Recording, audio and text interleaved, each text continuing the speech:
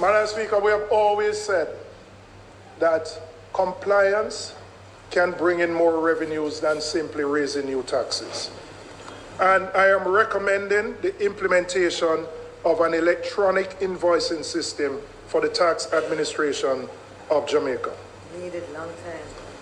The first source of this revenue would be this electronic invoicing system, which we estimate would generate an additional 8.6 billion in tax revenues. And I will explain how I came to that figure.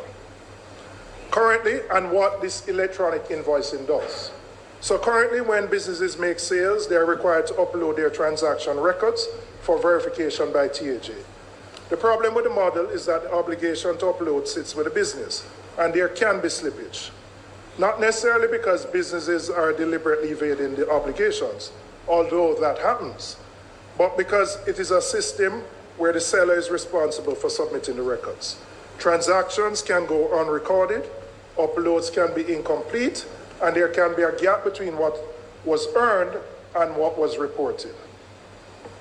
The electronic invoicing system changes that dynamic fundamentally. Rather than waiting for businesses to upload their records after the fact, the transaction data is captured and transmitted immediately to TAJ automatically at the point of sale. The government is no longer relying on voluntary compliance. The information flows directly and is matched automatically against what has been declared and remitted. The scope for under-collection shrinks considerably because the data is already there, verified and auditable, without the business having to do anything beyond completing the sale. We have looked at case studies in other parts of the world, in particular, the impact that electronic invoicing has had in Central and Latin America. In Mexico, where this has been implemented, declared revenues increased by 14% in the 3 years after the electronic invoicing system became mandatory. In Uruguay, VAT, which is the equivalent of our GCT, and corporate income tax collections rose by an estimated 3.7% when the system became compulsory. In Peru, taxable sales reported to the tax authority increased by 7% in the first year alone. Chile, which pioneered this model in Latin America, saw over 8 million electronic tax documents being processed monthly at the point of maturity, covering more than a quarter of all tax documents issued in the country. The pattern is consistent wherever this has been implemented. Better data means better compliance. And better compliance means more revenues from the same tax rates without asking anyone to pay more than what they owe. That's right. The experience in Chile and other countries that have followed a similar model demonstrates that the revenue gains from better compliance are achievable and that we in Jamaica have every reason to pursue this path. In the 26-27 fiscal year, the government is projecting GCT receipts of $318 billion and SCT, special consumption tax receipts, of $112 billion, a combined total of $430 billion in these indirect tax inflows. We are conservatively estimating that 2% of that total, and I'm saying conservative because I'm looking at the fiscal year 26-27, and accepting that you may have some growing pains with the implementation of this system. Although the case studies across the region point to much higher impact when it is implemented. So we're being conservative, that a 2% of the 430 would yield 8.6 billion. And that is money. This is not new taxes.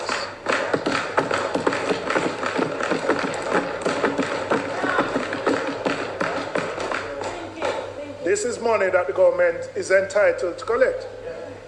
I must tell you, Madam Speaker, about a month or so ago, I was particularly caught by a story in the media.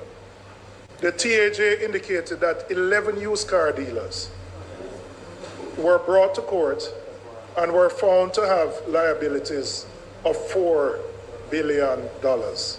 11 billion, not million. 11 used car dealers were brought to court and found to have liabilities of $4 billion. It indicates, Madam Speaker, that compliance with greater enforcement can fill the gap that we are looking to do so with new taxes. Right. And we need to provide. Blessed is the man that walketh not in the counsel of the ungodly, nor standeth in the ways of sinners, nor sitteth in the seat of the scornful. But his delight is in the law of the Lord, and in his law do we meditate day and night. For we shall be like trees planted by the rivers of water, that bringeth forth our fruit in our season. Our leaves shall not wither, and whatsoever we do shall prosper. Welcome to the Colin Bell Show for yet another Monday. Free we big up Portland Spice TV. Tell them to try free we big up Portland Spice TV. Remember to subscribe. See, Portland Spice TV. Louis Culture say it once and we say it again. Portland Spice TV. We are going to hold them and pop it off. Bogus badge where we rip off. Subscribe, share. Portland Spice TV is here. Woo! Thank you, Gangali, Louis Culture. Yes, sir. Yes, my people, good evening, and welcome. Blessed Monday evening. Share up the live for me now, everybody. Share up the live for me. We played the first clip there from Julian Robinson. Because this evening is an evening that we are going to be blessed with the presence of a man who presented solid ideas. Yeah, man. So, at 6 p.m., we are going to be joined by the Shadow Minister of Finance, Julian Robinson. We're going to be talking to him about some of these plans that he has put forward for the nation. And this shows clear that at the PNP won the 2025 election, you would have had a clear path to growth. So Jamaica gave up growth possibilities and decided to stay with the same low growth, low tech, low income economy.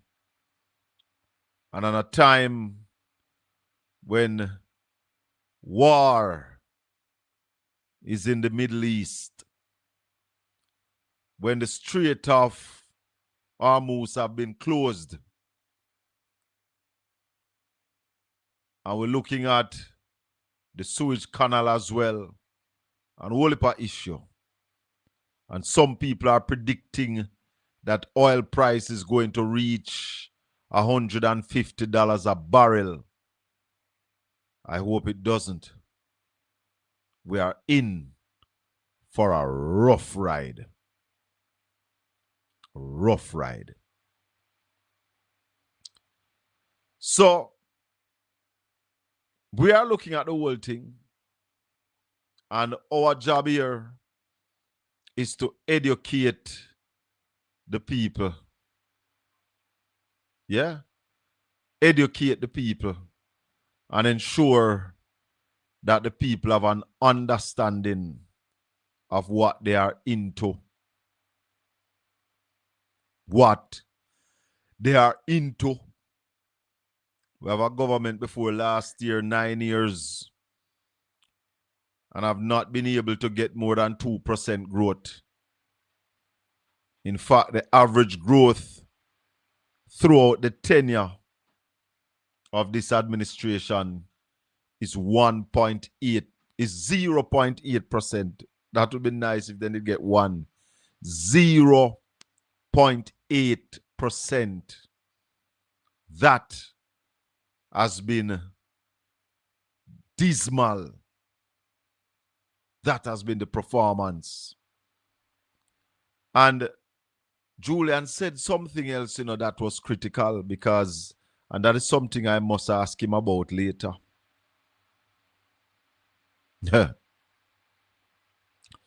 Prime Minister Andrew Holness is the obstacle to growth in Jamaica. Yes, I said that. Prime Minister Andrew Holness. But it's not everybody can see things where you can't touch.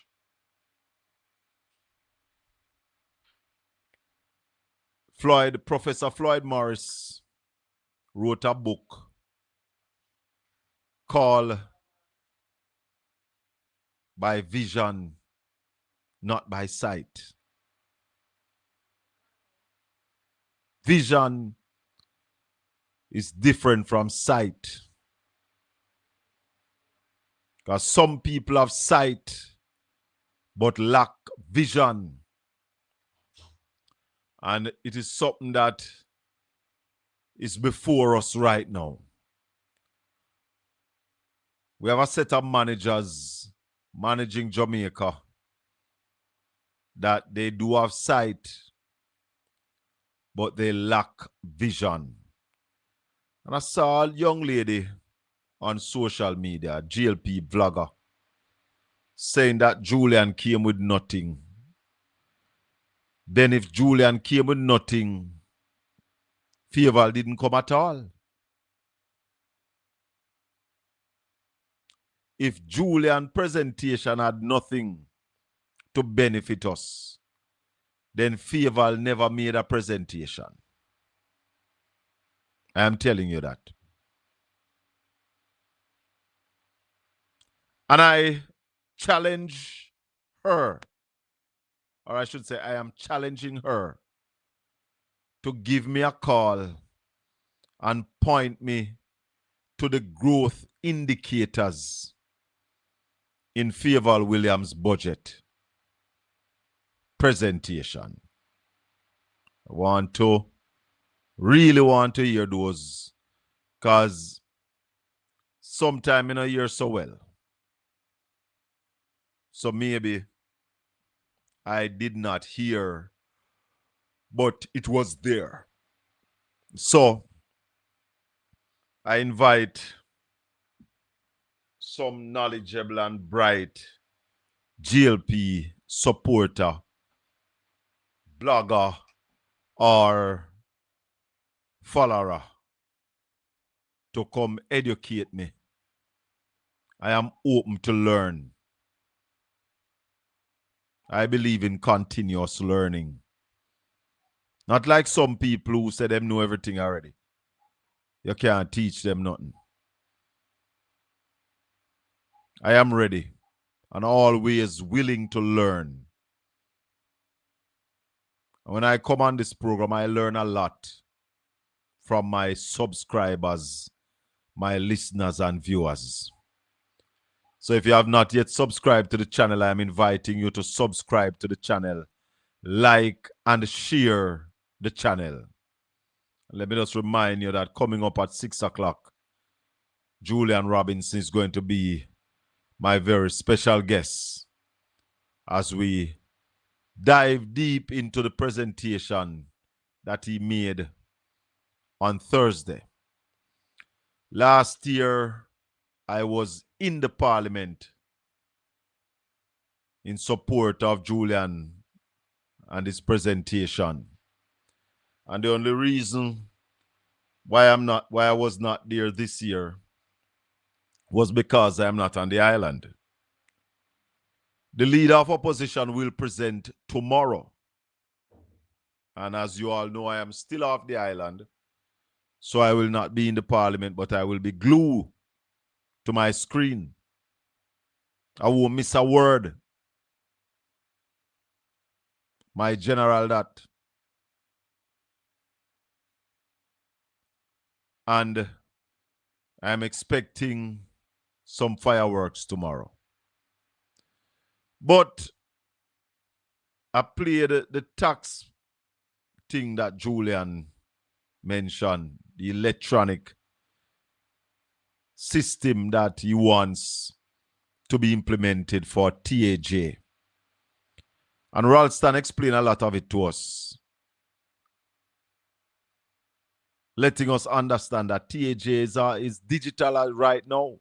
And we also know that anybody who have a vehicle in Jamaica will tell you that you no longer get this registration certificate in your hand. You no longer get the fitness certificate in your hand. All of that is online. And you go into the system and you download it, and if you want to print it or if you want to just keep it in your phone. Because the police can also now just check it without asking you for anything. So, to connect the supermarkets and everybody who is selling and collecting GCT, because what it seems like Dr. Stokes never understand is that there are people out there collecting tax on behalf of the government and not paying it over. So those are the compliance where Julian had talked about. You collect money for the government, you must pay it over to the government. And those are the people that we want to collect the remainder of the money from, instead of putting on $18 billion on the backs of Jamaicans who are struggling to recover from Hurricane Melissa. Some people are still struggling to recover from COVID-19.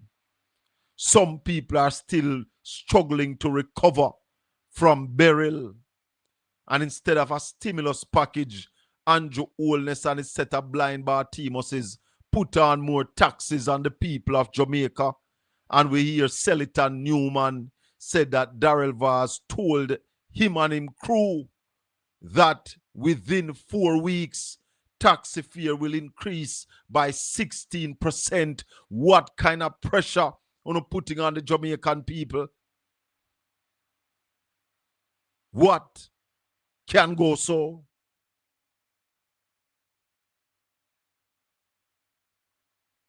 And the lies come more and more. But Julian also spoke about this program. Let's listen in. Let's visit Jamaica. We have the brand. Hold on. Start it. The new initiative we are proposing is the establishment of a digital nomad program. And I'll explain what that is. That is a special legal permit allowing remote workers, freelancers, and entrepreneurs to live and work in Jamaica while employed by a company or clients anywhere in the world. Every year, 4 million tourists visit Jamaica. We have the brand, we have the climate, we have the culture. And we also have the connectivity infrastructure that those remote workers are looking for. What we do not have as yet is a structured program that allows them to stay longer, to work from here and spend their money right here in Jamaica. So we have looked at the case studies across the region. Barbados started it. There are about 6 Caribbean countries that have implemented it. And we are proposing a fee of $2,000 US for a 12-month period. And we have estimated of the 4 million tourists that we would be able to get 5,000 of these digital nomads coming to stay in Jamaica in the first year. That would generate in the fees alone approximately $1.5 billion. But the fees only tell part of the story. The real story is when they come here, when they stay here, the restaurants, the Airbnbs, the hotels, the villas, the concerts, the food that they spend. That is the impact. Barbados estimates that each digital nomad spends on average $55,000 US when they're there in Barbados. Per year. Yes, 55,000 US. Right? I wouldn't be as optimistic as that. But if I estimate that in Jamaica, an average 6-month stay could yield a spend of 25,000 US, which is about $4,000 a month. Jamaica could realize the economic benefit of 125 million US dollars or 19.5 billion Jamaican dollars. Wow. Your ideas? No, we are late to the game. Barbados did it immediately after COVID. Yeah. We're not trying to reinvent the wheel. Yeah? We are taking best practices from around the world. And that shows you how blind the present administration is. Julian never originated this. It happened. He never originated the electronic tax system. It is happening. But this government, they are far from reality.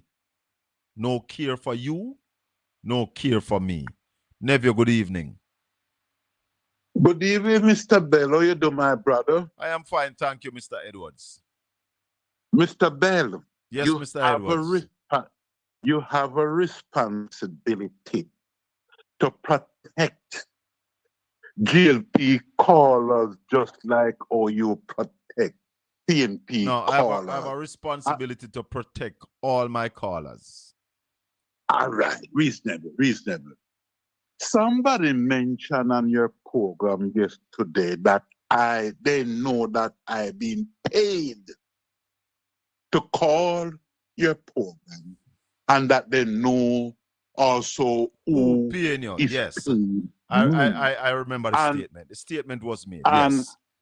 And also in the chat, it has been mentioning that I've been paid. Mr. Bell, like I tell you this from the good Lord above. Nobody from the Jamaica Labour Party is paying me. And if I not them alone, I would have dead be hungry. While naked before me dead and dead be hungry. And I know. So I not come from the party. Well, I know. I would surprise if any of the PNP callers on this program get paid. Come and admit that. Neville,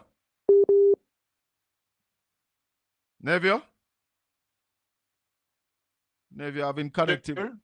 Neville, you have been connected. No, ma'am, it's here. All right, continue. You not hear me? You drop out a while ago. Sorry about that. I would have surprised if any of the PNP callers on this program come and say that they've been paid.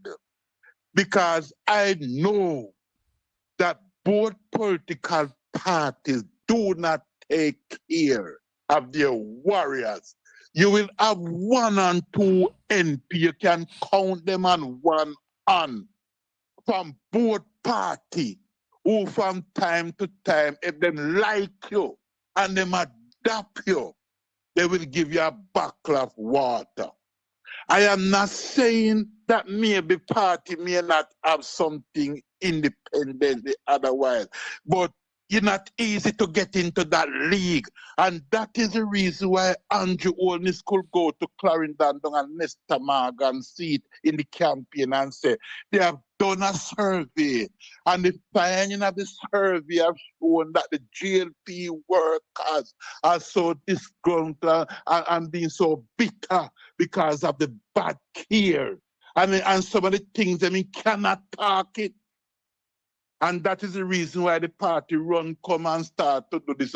You remember the certificate award thing and all them thing there. So as to make people feel a little better. So when people come on your program, Mr. Bell, you're not being paid. All right, Neville. You're not being paid. Oh no, don't do you it. understand? Don't say Neville get paid. And you must protect the caller, not the people. Now, all right, I hear another caller come and said that the former mayor from St. Mary did before the court. That were not true. What was not true? The names were... Hold on. Richard Creary didn't go before the court? For what? What do you mean for what? They mix up the name. The name is similar, but not the mayor. All right, what is the name? Tell me the name. The name up before the court with that child, which the court eventually, after short the case, was a different person, but the name were similar. Or was Don It Query? was same query. Okay. All right. Well, it was Don, You- not Richard. You will be having Mr. Robinson this evening, no? Yes. I will be listening out for him because he's somebody I have a lot of respect for. And he came to the parliament on Thursday with tangible ideas. He's one of the PNP with sound sense, with some good sense. So we talk again, Colin. Blessings, nephew. One love. 876-804-7072.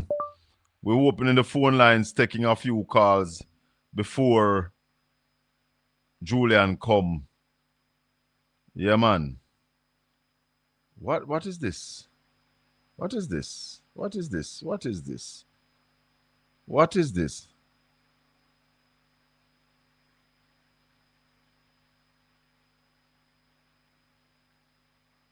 What is this? Understands that Director of Corruption Prosecution at the Integrity Commission has resigned.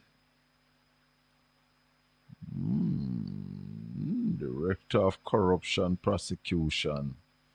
I don't know. That's news. Me never see that. Me just see that. What about the Auditor General report about some $180 million overpaid? What is going on in this country? The country now run good enough. Andrew did say it. The country now run good. Now, one of the major problem, right, is that you have Hurricane Melissa. And, that's why I'm vexed. I don't think Dr. Daz should have did apologize to Desmond McKenzie, I think Desmond McKenzie really must go home, go play with him grand picnic them. Now, I don't know if you all remember, I played a clip the other day with Mark Malava, president of the Jamaica Teachers Association. And Mark was saying that the schools should be returned fully to the children.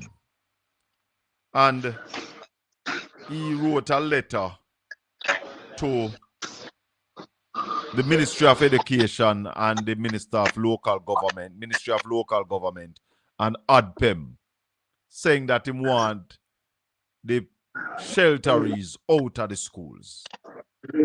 I'll go and play on what Desmond has said, but let me take the caller first. Caller, good evening. Go ahead. Yes, good evening, Sir Bell. Just a quick thing, Yeah. right?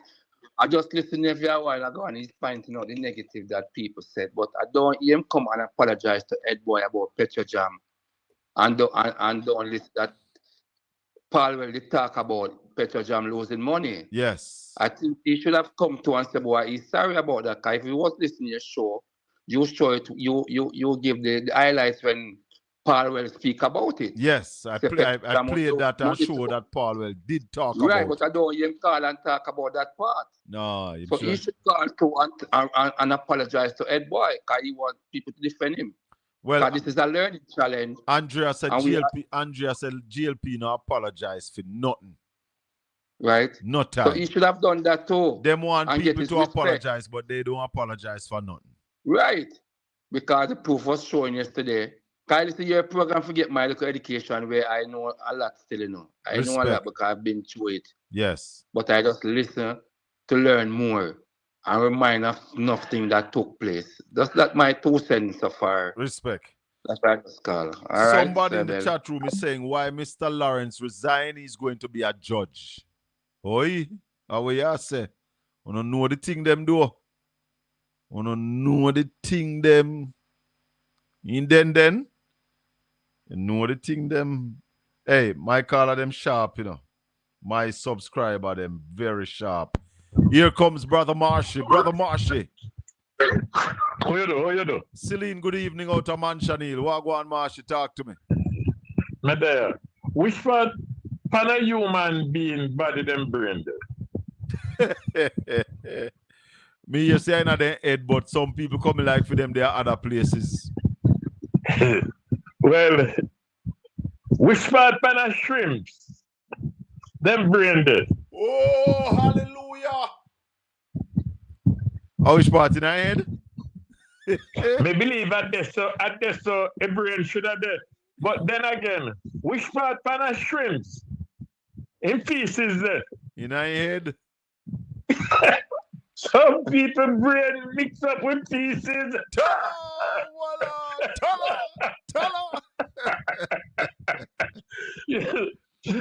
Today, Yes. you know, I heard a labor rights. And I hate to be disrespectful to women. I hate it. But a lady today called a program, a radio program, Yeah.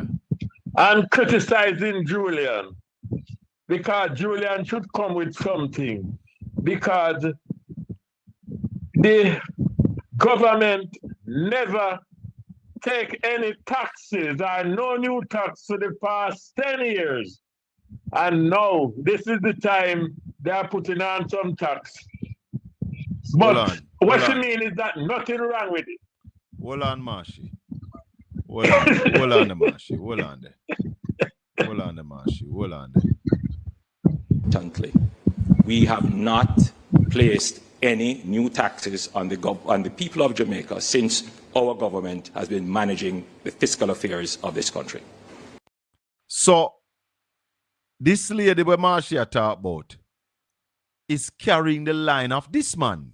Let me play what this man say again. More importantly, we have not placed any new taxes on the people of Jamaica since our government has been managing the fiscal affairs of this country. Hold on, Marshy. I don't know if I can say lie. About no new tax for 10 years. We've been hearing this misrepresentation that there's been no new tax for 10 years. But then I looked on the minister's chart. So what is in 2016?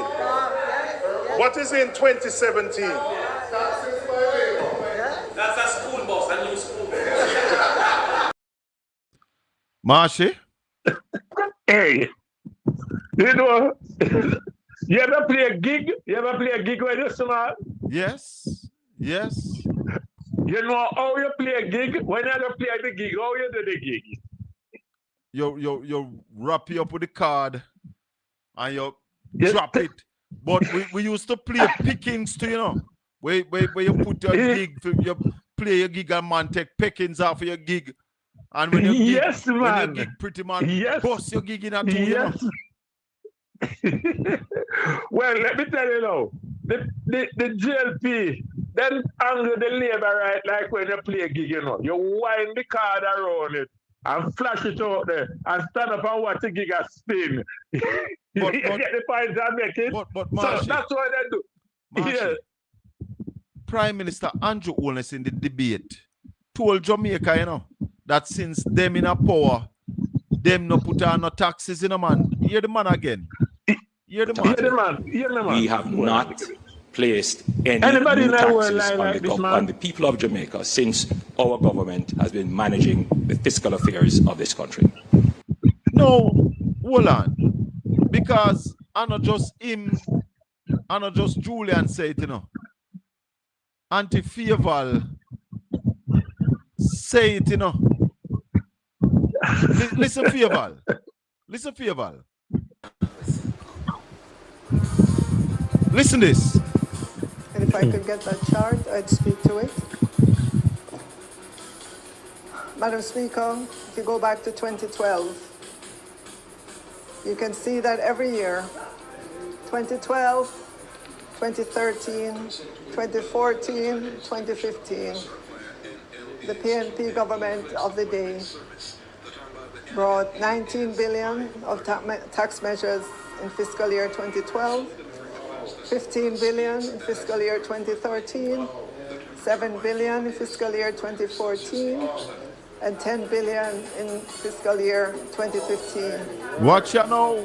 When we took over in 2016, with our promise to raise the threshold to 1.5, and we came in, we had to increase taxes, but we also... Importantly, we have not placed any new taxes on the people of Jamaica since our government has been managing the fiscal affairs of this country. There's been this, I don't know if I can say lie, about no new tax for 10 years.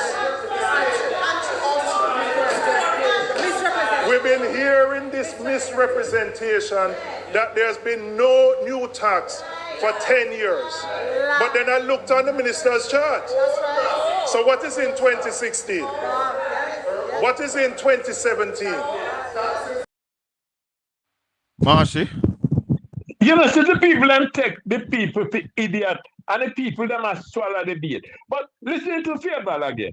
What Favorval do different from what the Governor General do in the throne speech?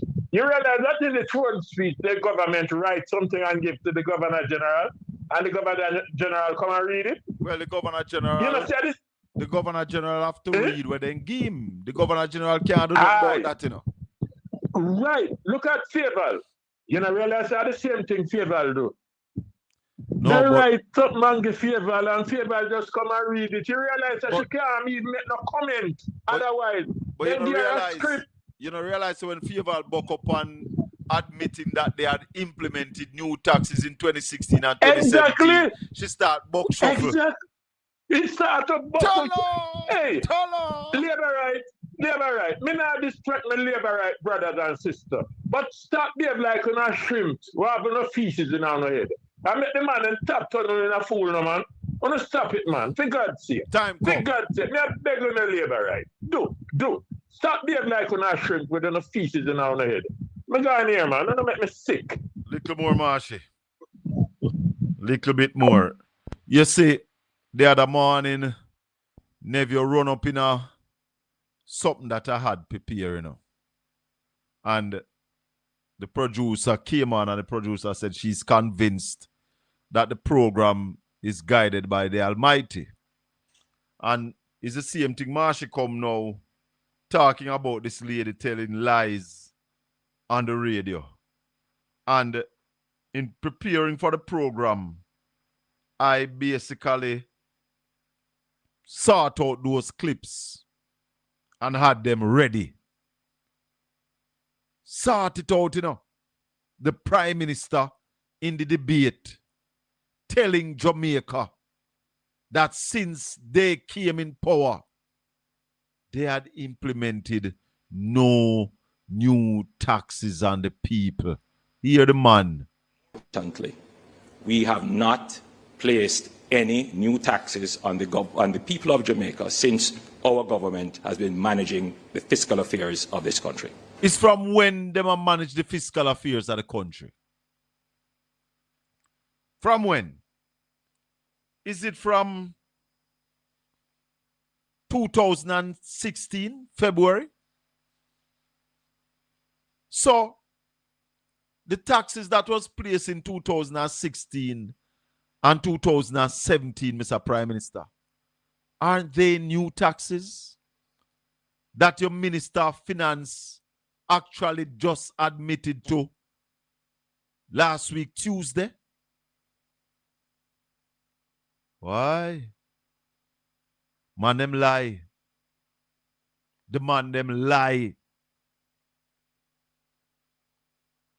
Lies and more lies. Disgusting. A government should not be telling so much lies to its people. And these lies can be proven.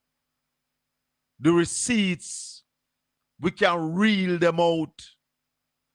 Listen to the man.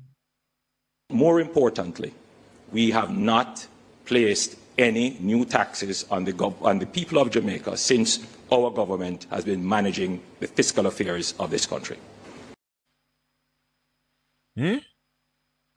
There's been this, I don't know if I can say lie, about no new tax for 10 years. We've been hearing this misrepresentation that there's been no new tax for 10 years. But then I looked on the minister's chart. This chart here, you know, that Julian have up is the exact chart. It's Favor's chart. Listen to him. So what is in 2016? What is in 2017?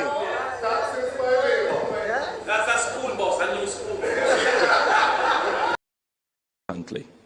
We have not placed any new taxes on the people of Jamaica since our government has been managing the fiscal affairs of this country. There's been this, I don't know if I can say lie, about no new tax for 10 years. We've been hearing this misrepresentation that there's been no new tax for 10 years. Hold on. But then I looked on the minister's Julian, chart. because you might be telling me. So what is Hold in on, 2016? Julian. No, Julian. Let's go to Favor. Make Favor talk. Make Favor talk, And if Julian. I could get that chart, I'd speak to it. Make Favor talk. Madam Speaker, if you go back to 2012, you can see that every year, 2012, 2013, 2014, 2015, the PNP government of the day brought 19 billion of tax measures in fiscal year 2012, 15 billion in fiscal year 2013, 7 billion in fiscal year 2014, and 10 billion in fiscal year 2015. When we took over in 2016, with our promise to raise the threshold to 1.5, and we came in, we had to increase taxes, but we We have not placed any new taxes on the people of Jamaica since our government has been managing the fiscal affairs of this country. Take with yourself. Take with yourself. 876-804-7072 is the Prime Minister acknowledging that they ignored the fiscal measures of Jamaica in the first 2 years of his administration? I am glad she came with her chart. No, he didn't. But explain why he did it, Andrea. Oh, God of grace. When will the Jamaican people open their eyes? And I did a video and post it on the channel about the first organized scam in Jamaica. Because who want to bet that the Prime Minister going to talk about FinSac on Thursday? Anybody wants to bet that the Prime Minister going to talk about FinSac on Thursday? And he's not going to talk about the crashing of the Jamaican economy between 2007 and 2011. Anybody want to bet? Because the only crutch that they can stand on is this argument about FinSac, which is another lie.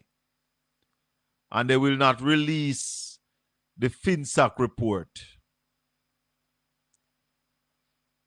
Now they say Mark must chat about SSL tomorrow. Our Mark must them tomorrow about SSL. I think he will.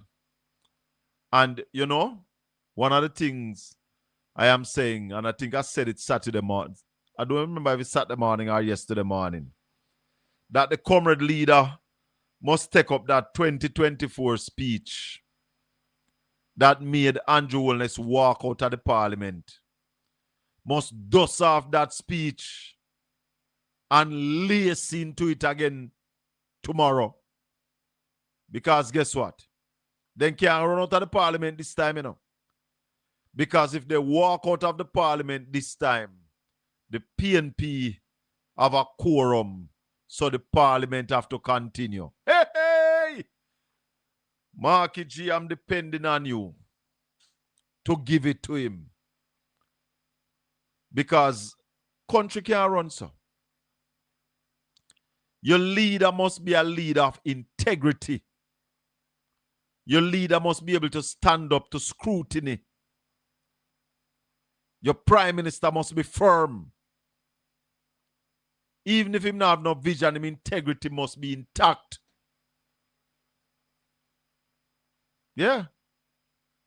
Integrity must be intact.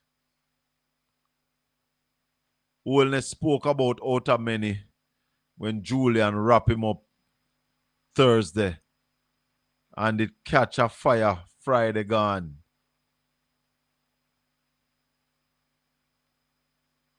Thursday. And what catch a fire? But what catch a fire? How many?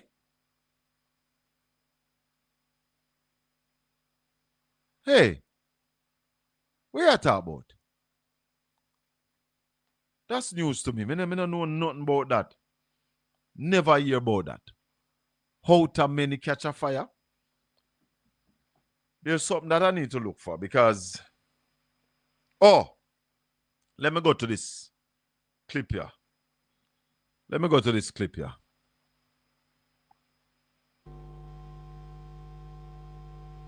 The Jamaica Teachers Association, JTA, has expressed concern and growing outrage at the recent public statements by local government Minister Desmond McKenzie regarding the continued housing of shelterees on school compounds. The JTA had written to the Ministries of Education and Local Government requesting that people still using the schools as shelters be relocated within 3 weeks. But Mr. McKenzie says the JTA is in no position to issue an ultimatum to the government.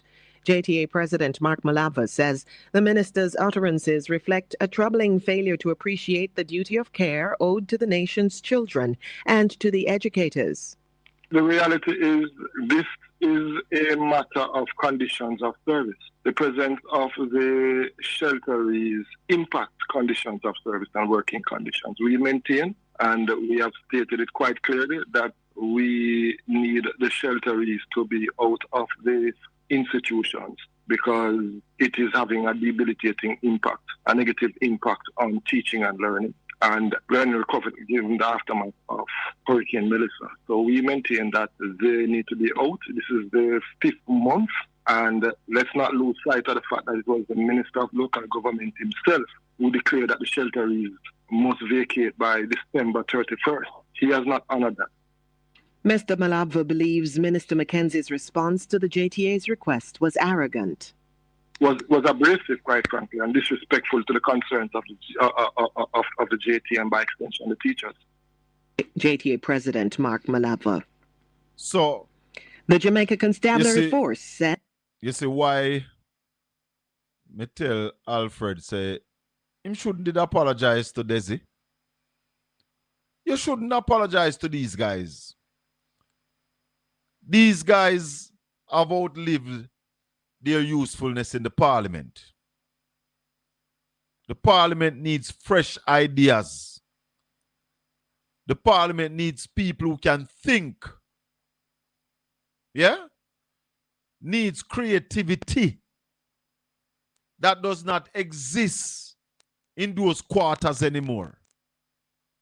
Don't know if it did back then, but what I can tell you now, the world gone left them man here. So when you tell a man, say the man should have their home play with his grandchildren, it's no joke. No joke. This man tell the people in Petersfield that they have to leave out of the school by December. And now that the president of the Teachers Association saying to him that, listen man, find somewhere put the people them, build somewhere for the people them. The amount of money we're going to get for hurricane relief. And the people them who are living at the school, not even them, you can't facilitate to take out of the schools them. You rude yourself, Desmond. How you so rude? And people still have vote for you. Eh? After that's broke up the man uncle. You're going to, well, guess what not? Your uncle get broke already, so sorry now can't buy soldier Larry. But, Dr. Daz, you should not apologize to Desmond. Me no business if your son and his grandson are friend. You hear what you say, and my friend, I know for your son and for him son. I know for your son and for him son a friend, I for your son and for him grandson a friend.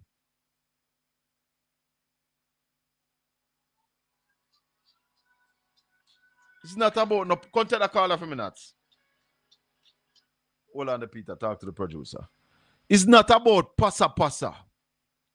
It's about right is right. Truth. Yeah? You think, say, when none of them, when the man used to diss Portia, none of them did apologize to Portia? When Wormington called me chink, fleas, and flies, you ever hear any of them say to him that you should apologize, you can't deal with a citizen that way? Answer. Where you think? Eh? It can't work out, so. Listen, man, don't have to man up. And sometimes, when people are come at you, don't have to can brace and deal with it. Can't be that everybody just quinge up to these labor rights. Yeah, man, right away. They can't just quinge up with these labor rights. It's not playtime. We have a firm and strong. And when we put on blow, make man steer, lick, make man hold and lick. Yeah? Man and hold and lick, Rasta. This petting thing no make no sense. Deal with who forget deal with, all them forget deal with. And when you deal with them stay deal with. We love apologize too much. Everything we apologize. What Sizzla say? Rasta man don't apologize to no. Tell her.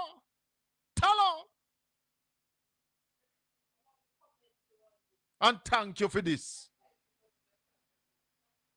Hey, let me tell you something where, you know something where me think the PNP them not realize? Labor right now pet PNP, you know. When labor right put it on. You ever look at Andrew face when Andrew put it on?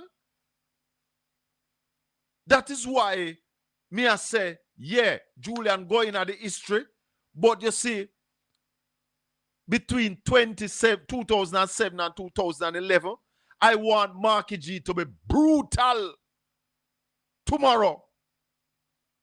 It was the worst time for Jamaica's economy when the labor rights crashed the economy and sent Jamaica into a tailspin. We got expelled from the multilaterals. Expelled. Crashed the economy. Couldn't cross it. And someone want to lay it out upon them and stop pet people. And I want to say to the new members of parliament, your position as MP no mean you must beg government nothing. You must demand for your people. You have been put there by the people, and you must demand the people's share. You don't have to friend up nobody if you get it, because you not beg nothing for yourself. So you need to understand. Understand. I surely respect age. Yeah? I surely respect age. But there are some parties that you don't expect to see old people in a G-string and old man in a brief.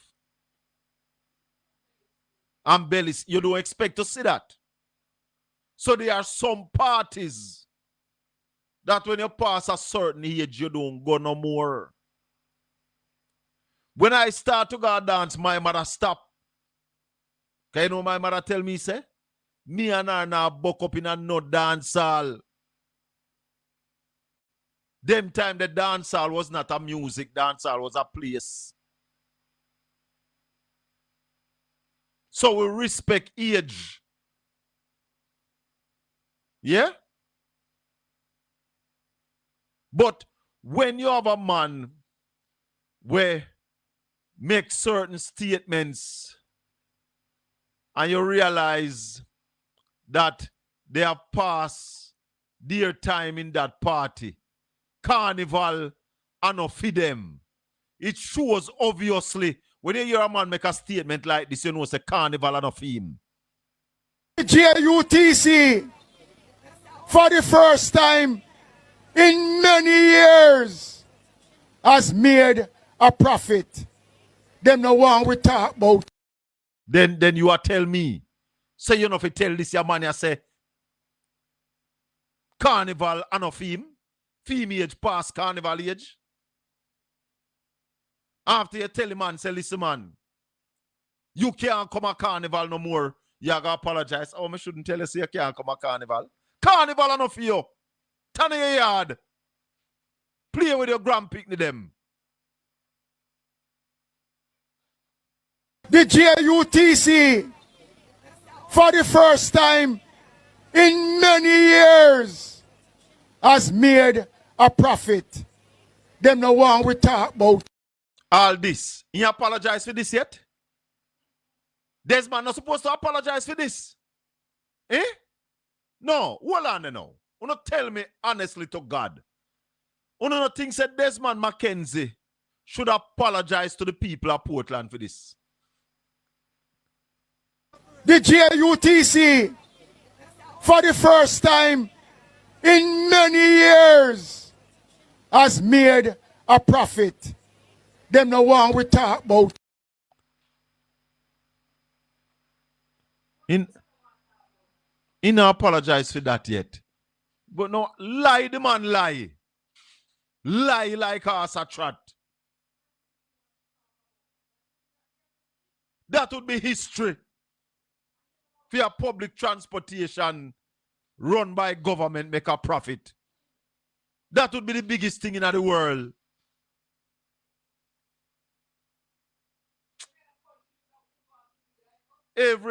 Everybody would have come to find out how did we do it.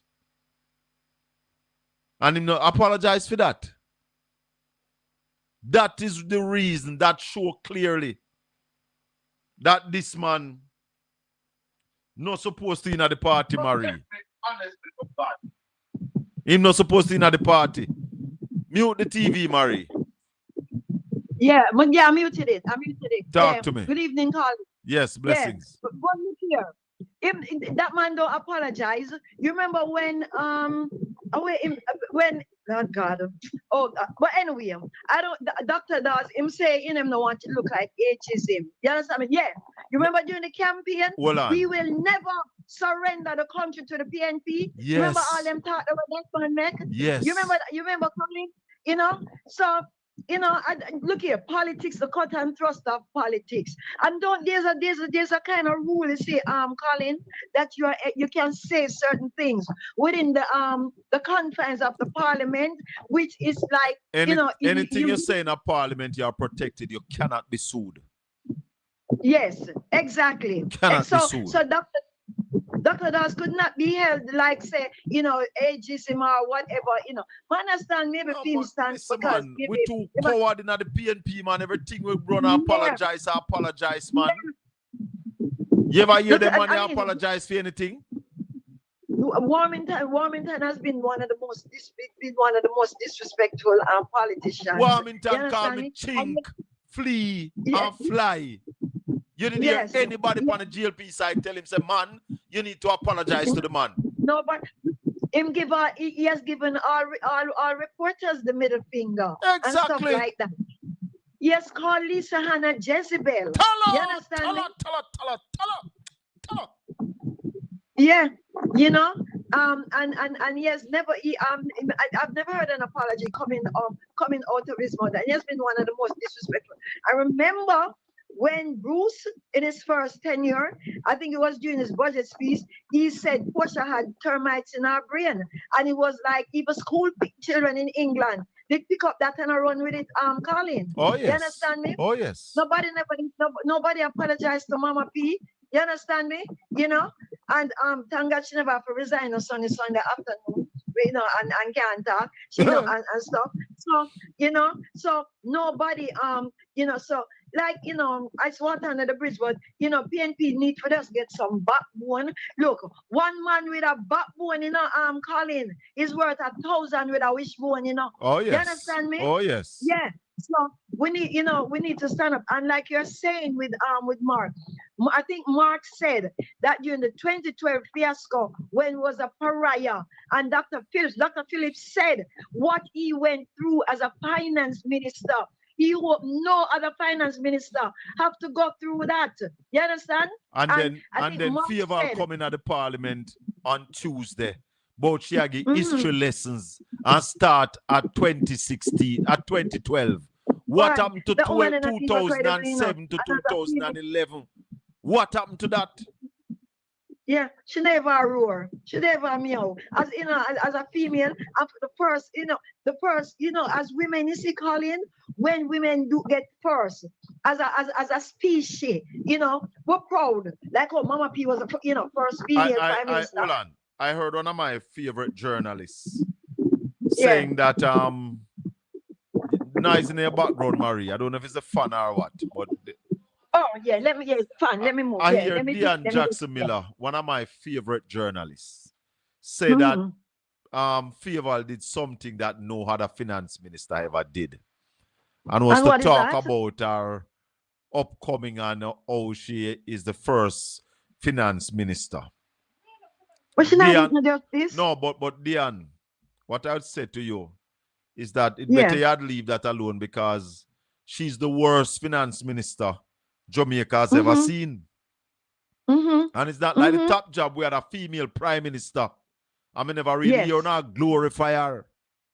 Exactly. Eh? Let me tell you, the amount of policies and programs you see, Colin, that's the PNP administration. We never ever win the first two elections. You understand me? And when that's little short stint that Daddy Manley do. And integrity, Colin, the man never even have to call the election, when he lost the referendum, But because he's a man of integrity, he said make the people decide who to carry them into independence. Him can do that more time for him term, Yeah. You think you see any politician in the jail who would do that now, Colin? You know what came to my mind? You know what came to my mind the other day, Marie?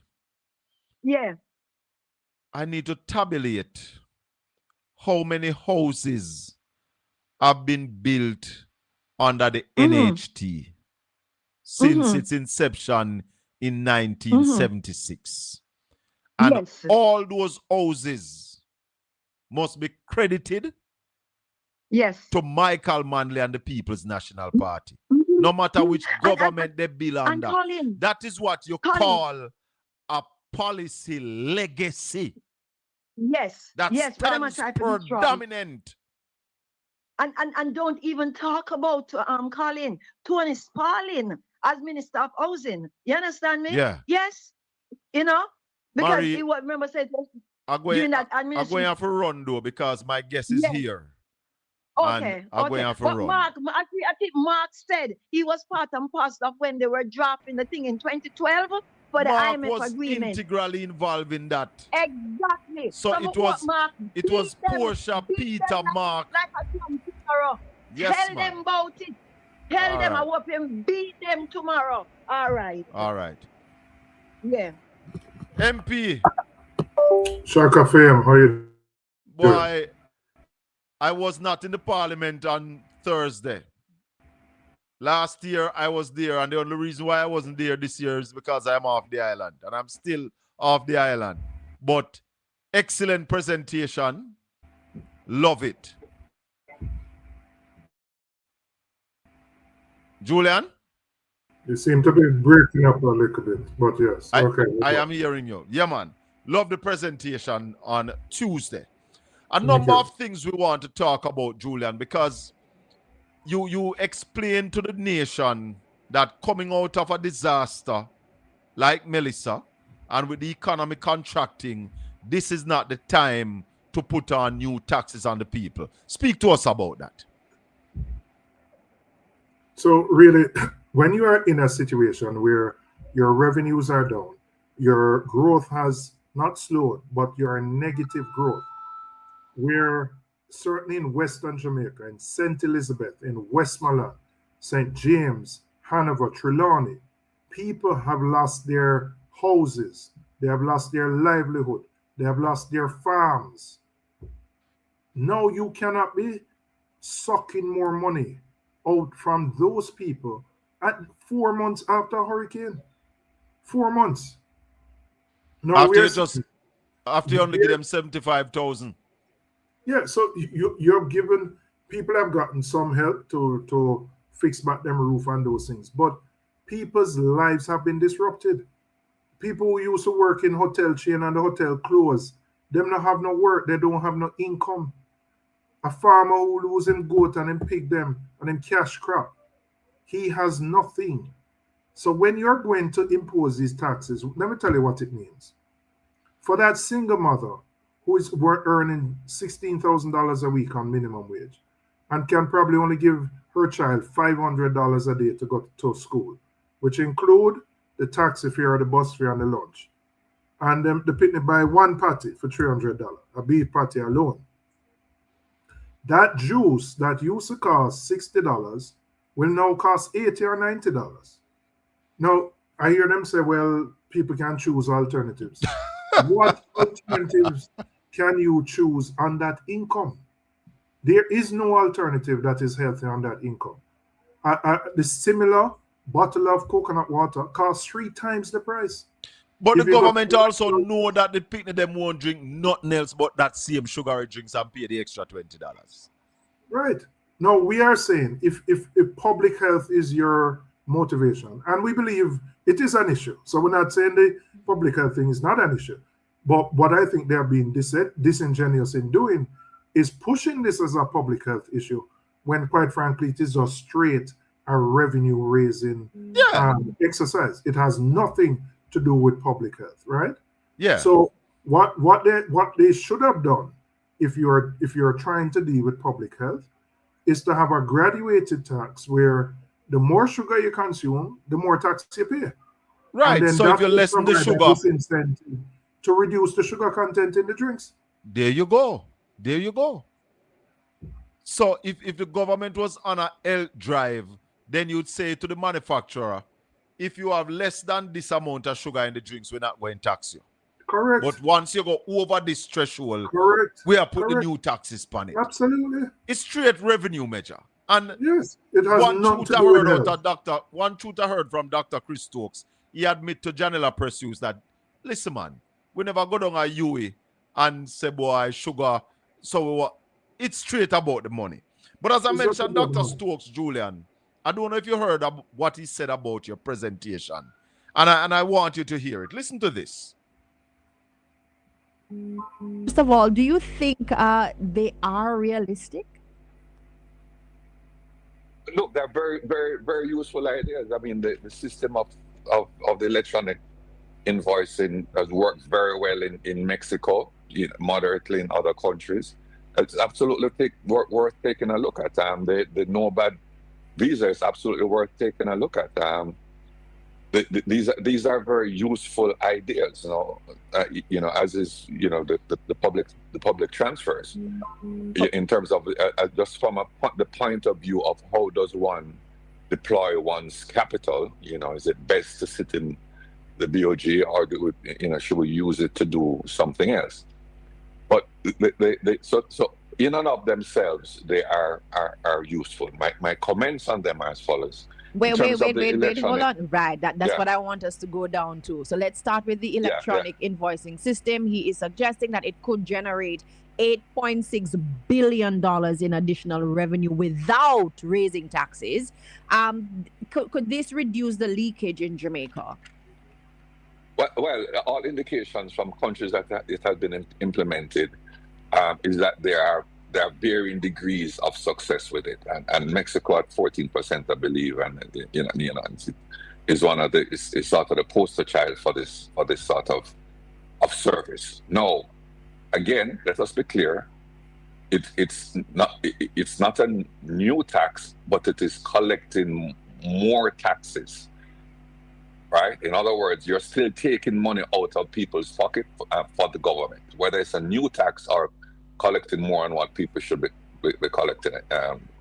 Anyway, so the effect on the money that remains in the private sector, at the individual level, will essentially be quite similar in that they have to pay over more of what they have to the government, whether it's new or it is better collection. He said it's similar to what the government is doing. I don't agree at all. And respond. I have to respond because it is not similar. We are not talking about asking consumers to pay more GCT. We are saying the government should collect the full amount of GCT that people are paying. We know, for example, that there is leakage. We know that people under invoice, people don't fully report what they sell. So this is not a burden, an additional burden on people in the economy. You're simply collecting what you are entitled to collect. And we know we have a history in Jamaica of not collecting fully our taxes. You know what I was struck by, Shaka Fame? Maybe a month ago, 6 weeks ago, there was a story in the papers of the TAJ with 11 used car dealers. Yes. Who were found to have $4 billion in outstanding taxes, which they didn't pay.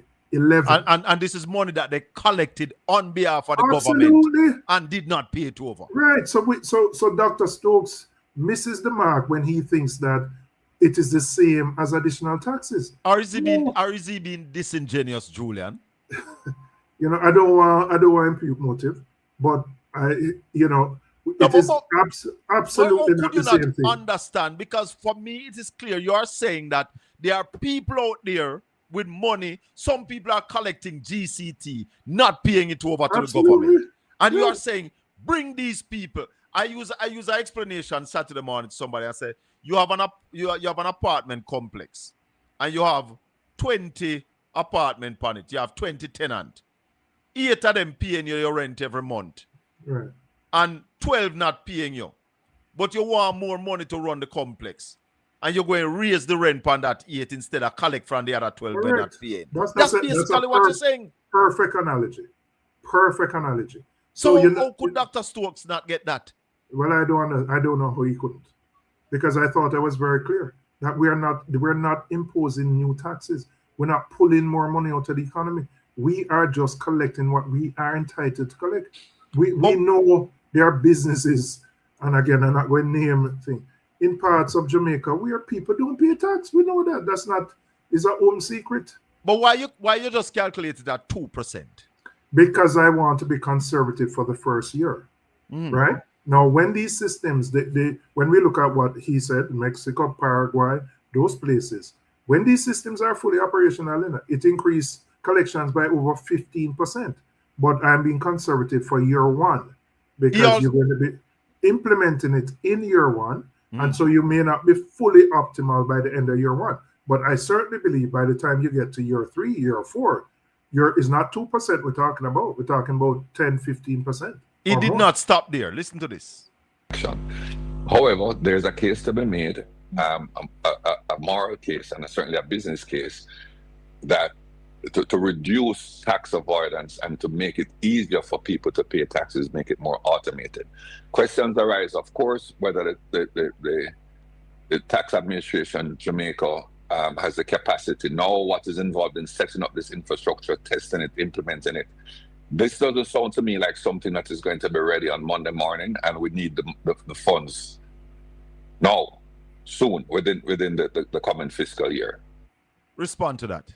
Again, I mean, I'm not saying that April 1st it will be fully operational, but you have an entire year to get this done. And if the government treats this as a priority, it can be implemented. TAJ is not starting from scratch. They already have systems in place. The major difference here is that you're moving from something which has been mandatory, from optional to be mandatory or compulsory. Yes. And it may involve some legislative changes. But to say to me that you cannot do this over the next 12 months, why not? And you don't have to get to 100% immediately. Which is why I was conservative. That's where my 2% comes from, you know. Because you may not be able to get to 100% implementation in year one. Yes. But as you go year 2, year 3, then your collections will go up. That's why I only said 2%. I could have been more ambitious and said 10 or 15. Or you could even say 4%, which would carry you closer to the $18 billion. Right, but I was being very conservative in saying 2%, because you may have some headaches with implementation. You may not get everybody in year one, but you certainly can make a dent and start in year one. So I do accept this argument that you need 12 months just to work out the thing. No, if it is a priority, you can start and you can get improved collections. And that would ease pressure off the people who are going to pay the 18 billion. Absolutely. Because understand, the people we are burdening not depend nothing. Then on a roof over them head, them asleep in a car, them business mash up. The lady who have a little shop in a Russia and a Savlamar, lose everything. And now you're going to tell her, say, she must pay more for the drinks to send her to go to school? Are you aware that the Minister of Transportation promised taxi operators an increase of 16% within 4 weeks? He remember, no, this is not a new promise, you know. It was a promise made, I believe, a year or so ago, leading into the election. And I think they held it off because then you going into an election, it would have been problematic. Yeah. Now I've heard Mr. Newman say he wants his increase because his operating costs are going up, costs of gas, repairing your car tires, etc., etc. He told Ralston Hyman in an interview that the minister said to them, within the next 4 weeks, they will get that increase. What does that mean for poor people in Jamaica? Well, understand context we're in.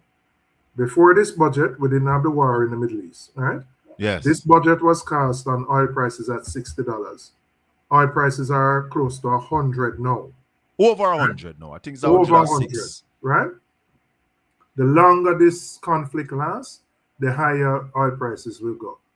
The Straits of Hormuz are effectively closed, even though efforts are being made to get oil tankers through. Through there, yeah. If that remains, oil prices will continue to rise. We have seen 2 weeks of increases of about $4.5 every week. Last week, Thursday, the week before. You can expect that increase to happen as long as oil prices are rising. What does that mean for the consumer? You're going to take more to fill up your tank. Your electricity bill going to go up. The cost of goods and services will go up because the businesses are going to have to pass on these costs. They can absorb it. So when you add a tax increase on top of all of what is going on, it is more pressure, which is again why we say taxes at this point in time are not the best option given where the country is. Given that we are only 5 months after the most devastating hurricane in the history of the country. And there are so many Jamaicans who have not got themselves back on their feet. Are there any examples in the world, Julian, where coming out of a disaster like this or heading into a recession? Because the country, as far as we understand it, and our teacher, Ralston Hyman, been teaching us, is that Jamaica is actually heading into a recession. Well, where's if the example? The March, all right, so if we have negative growth for the January to March quarter, which is very likely, then it's 2 negative quarters, which would meet the definition of a recession. So the reality is, in those circumstances, why are you trying to suck more money from the very people who are struggling? So that's the question I wanted to ask you. If there's any example anywhere in the world where in this kind of situation a government implement new taxes on the people. I can't remember it. I can't recall one. Not under these circumstances. I mean, right now people need help. I mean, the government is doing something through the roof program, but it's not anywhere near sufficient. I mean, a man who lose his house, all right, he might get a couple $100,000, but 500. 500 for if your entire house mash up, right? Right. But that can't build back a house. No, I'm not saying government can do everything, but it is in government's interest to get people back on their feet quickly so that you can resume economic activity and the economy can grow. The longer people linger without roof over their head, without being able to start back their businesses, is the longer the recovery will take. The government used to talk about building back with resilience. Can 75,000, 200,000, and 500,000 build back with resilience? No, it can't. Absolutely can't.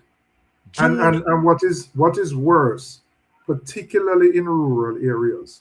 So, for example, if you are in a rural part of Eastern Westmoreland, represented by Dayton Campbell, and you have to go to Sablamar, to the hardware, to collect the supplies, what you're going to pay in transportation to get the goods back to your house might eat out maybe $100,000 out of the 500 that you have.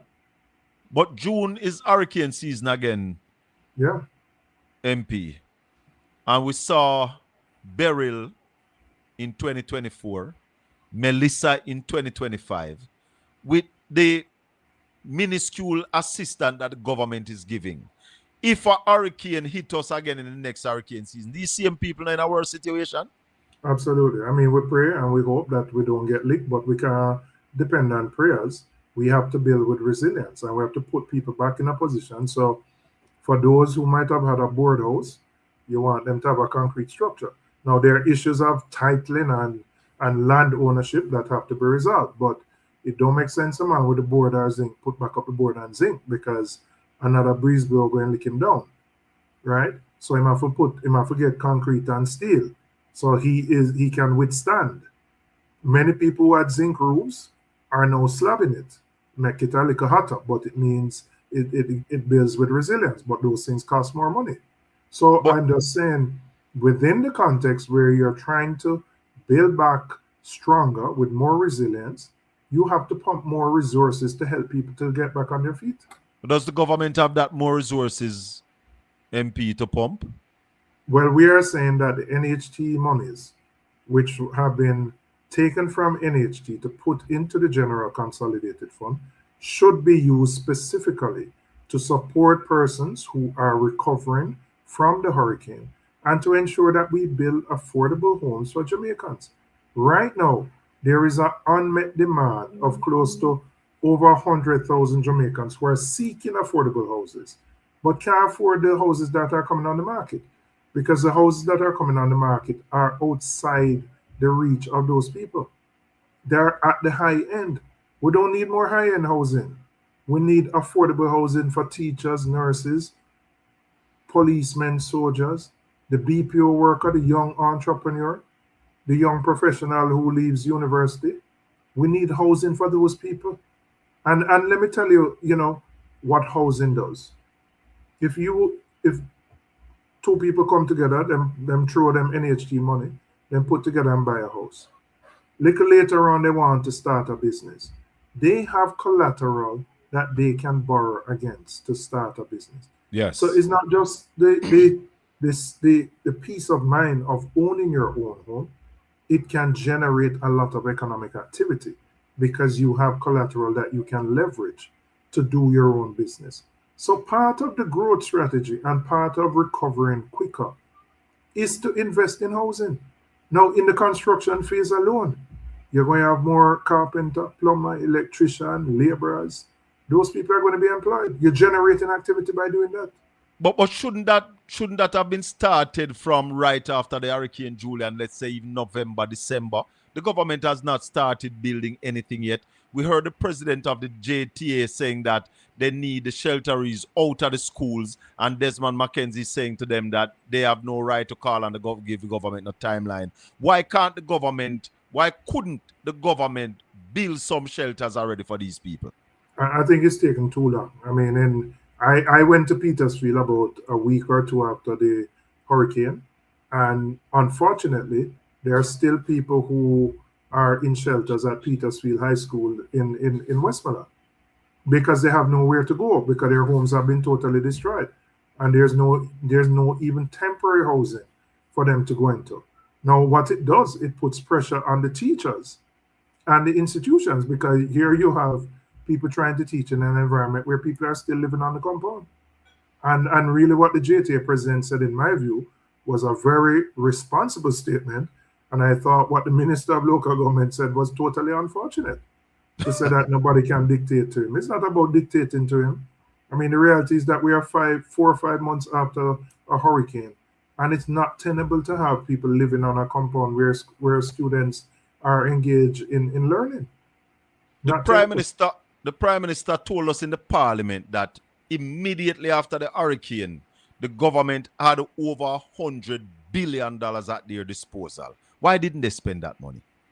So so the government had mobilized through the international capital markets a package that they set up $6.7 billion US dollars, which in Jamaican dollars, that's about 1 trillion Jamaican dollars. Yeah. Now, of that amount, some of it is private sector funding, so it doesn't 2.4. 2.4. They said they have spent 1 billion US out of that through the flows from the insurances, etc. Right? So there is available to the government monies that can be used to rebuild. And that's the question. Why they're not spending it? And I don't know. I don't know why they wouldn't draw down more on those funds rather than seek to tax people at this point in time. When people are so vulnerable. I interpret in your presentation on Thursday, you blaming Prime Minister Andrew Holness for the lack of growth. Did you? Well, when you look at the 10 years of the Labour Party's administration from 2016, the average growth rate is 0.8 of 1% over the 10 years. Now, they will say they had COVID, they had Beryl, and now they have had Melissa. But even without those, if you start 2016 to 2020, we were sliding down into growth was slowing, growth was going down. In fact, the quarter before COVID hit, January to March, we were flat at 0%, no growth. And my view, even without COVID, we would have gone into negative growth. Yes? Let me play what you said about the Prime Minister in the Parliament. Well, the greatest correlation between economic growth is how you spend your capital budget. So if you want to move beyond the 1%, you have to spend the capital budget. But year after year, the capital budget becomes underspent and reallocated to other sources. It's not a good thing. We have heard the issues of procurement. We have heard the issues of the public investment management system. We have also heard the issues that some of our contractors don't have the capacity to do the projects that we want them to do. But I would say to your Prime Minister, 10 years in, we must find a solution to this problem. And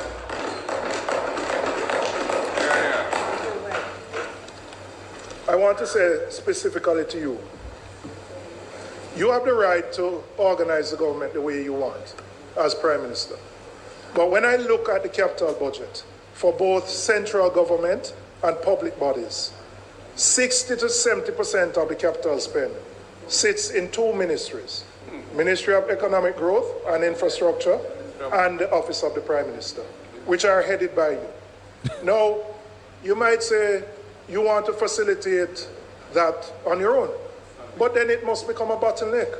When all of those big agencies, from NHT, Port Authority, UDC, factories, as public bodies, and then central government, I'm urging you to rethink this, to look back at this structure.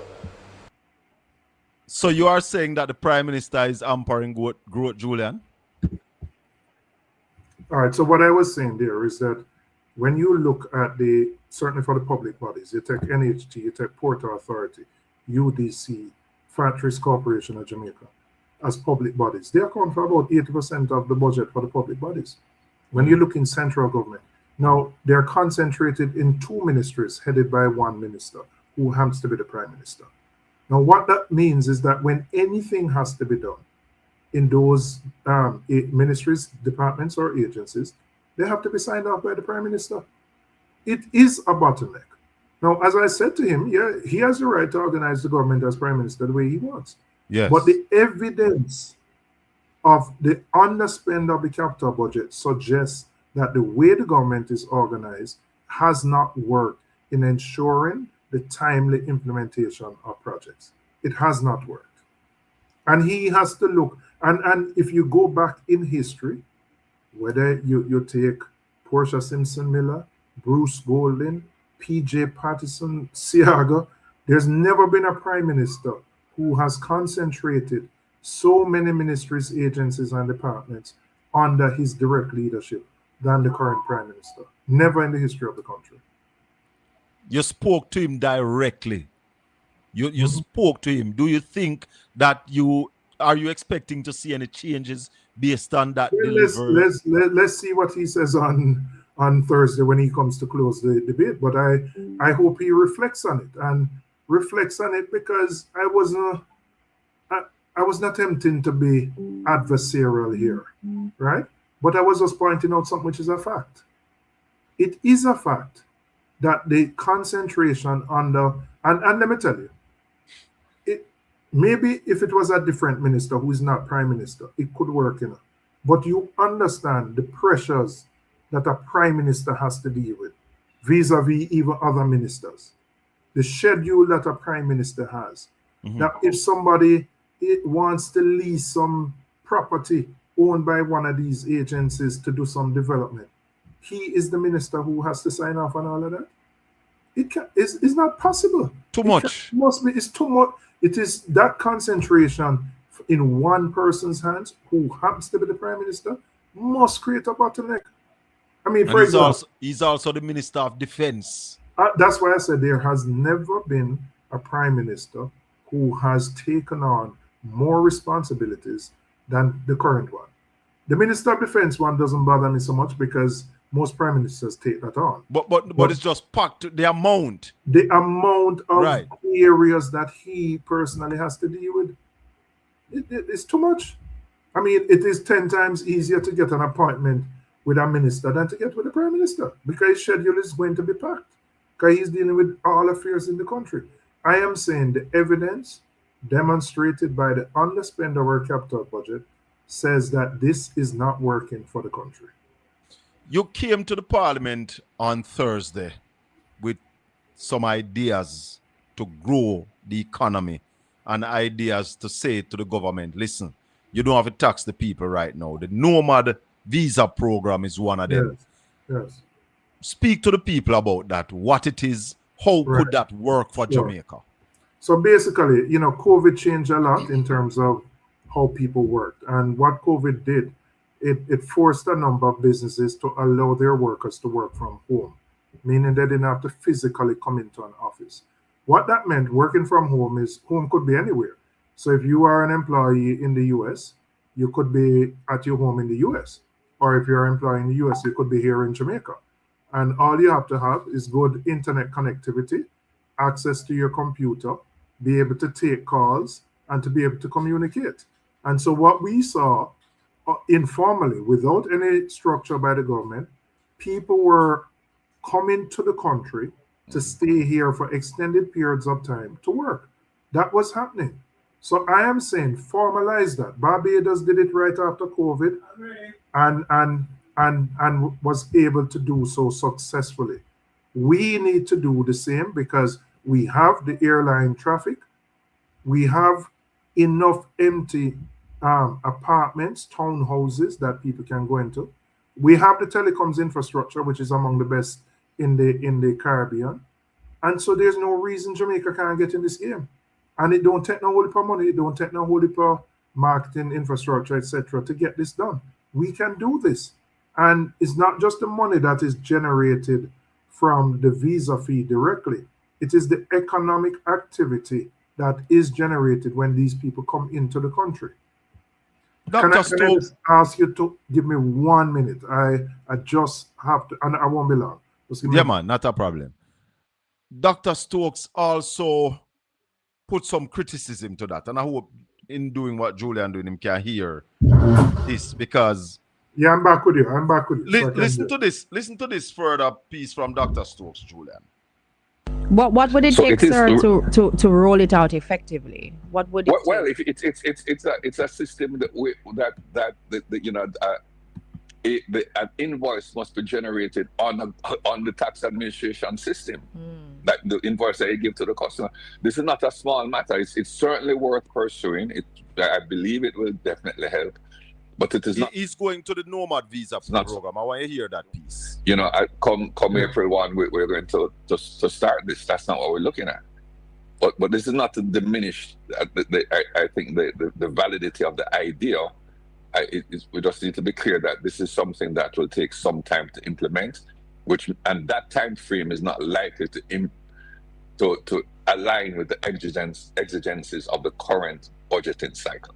A lot of persons are well, it was an eye-opening for a lot of persons, a digital nomad program, and Mr. Robinson is proposing that a digital nomad visa program targeting 5,000 remote workers. Is this a serious economic opportunity for us in Jamaica? And could we compete with programs like from Barbados? Yeah, I think they have a stamp program. Yes. No. So there are different versions of this. The programs where you straight out sell your passport, which is not what we're talking about here. The idea, and it's increasing. I've seen it in Turks and Caicos, Cayman, Bermuda. The idea that, look, what people come here for sun and sand. You went further, Julian, to talk about if you have these people in Jamaica working 300,000 US and competing in the housing market. Is Dr. Stokes advisor to the government? But listen, again, I didn't hear the full thing, but I've heard other people pouring cold water on it. I can tell you, as Member of Parliament in Southeast St. Andrew, many of the apartment complexes that have been built are largely not occupied by people who live there, meaning people bought them for investment purposes, and they are there primarily for Airbnb. So the issue, Jamaica's issue, is not competing, is not people who earn $300,000 pushing people out of the housing market. Jamaica's housing problem are people who want to buy houses at a starter house at 15 to 20 to 30, 20, 25 million. That's where the demand for housing is in Jamaica. It is not for units that cost 40, 50 million that people buy for investment purposes and use Airbnb to make a living out of. So this argument somehow that bringing these people here will now price people out of the market, to me is nonsense. Because there is enough capacity in Jamaica right now to allow these people to come here without denting or affecting people who want housing. So I don't know where this argument comes from. It's like, I must tell you, it's like we're seeking to create a problem for every solution. That's Julian, what I see it as. I did not hear anything to spur growth in the Minister of Finance presentation. For me, that was what I was looking for. You came with ideas to make money for the country. I did not hear that from the Minister of Finance. And that's why I asked you if Dr. Stokes is an advisor to the government. Is he? I don't Are know. you aware? I don't think he is. I think he is a he works privately, I believe, in the U.S. Who are the advisors? I know normally Prime Minister I don't consultants. know. I can't.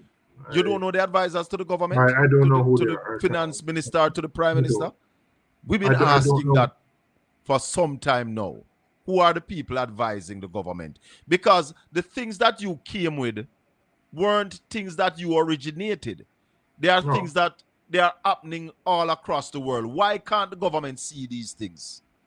I just think, to be honest, I think the approach to this budget, the term I would use is us lazy. Lazy? Yeah, meaning they saw a gap and they just chose the easiest way to close the gap. Without any great thought, without trying to be innovative, without trying to be creative, without any regard for the impact that these measures would have on the most vulnerable. But they just you saw a gap and say, all right, this is where we're going to close the gap. Because I can't explain why they would have to the measures they did.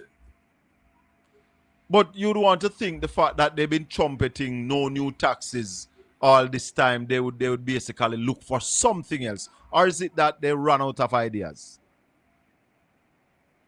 I think they run out of ideas. And I think... Listen to this.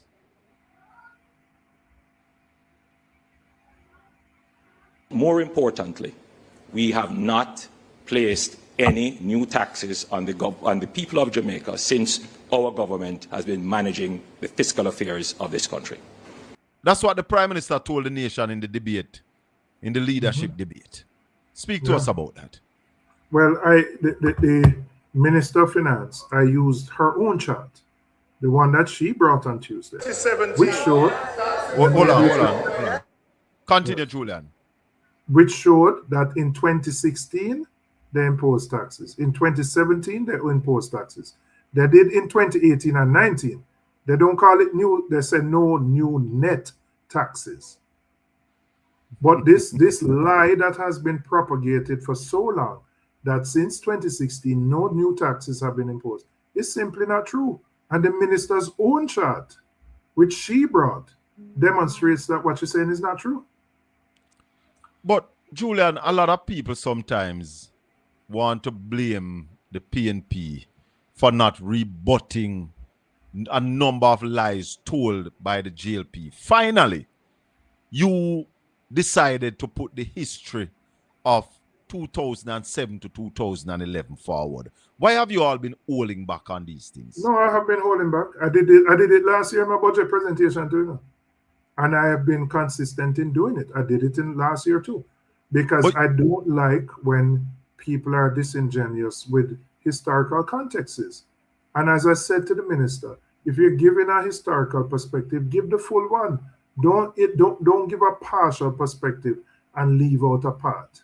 Give the full perspective so that the country can know what existed from 07 to 011, what the PNP inherited when we came in 2012, what we had to do as a result of the mess that the JLP left to restore Jamaica's credibility.